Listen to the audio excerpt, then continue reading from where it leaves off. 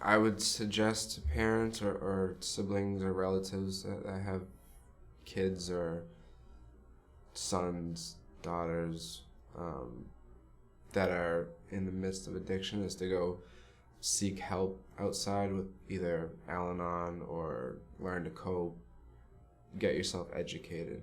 I think that's the biggest thing is to really get yourself educated on what your family or relative is going through and feeling.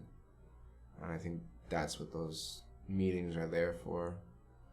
That's why they're created, because codependency is just as addictive. I mean, codependent becomes addicted in a different way, but they become addicted to trying to save them, but then they end up just enabling them.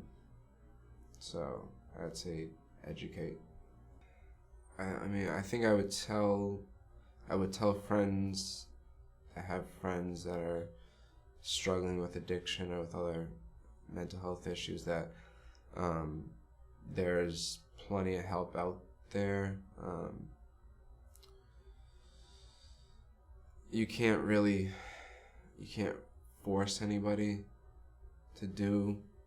You can only give advice. That's one of the biggest things that I've learned, because you can't help everybody. You can only give them suggestions and guide them in different directions from your own experiences. Yeah, letting people know where they can get help or what paths they can go down to get help, or especially with like mental health.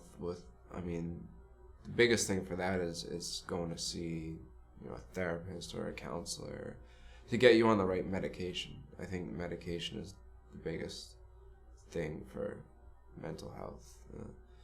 There's other ways to cope with it too, but that's what those kind of medications are there for.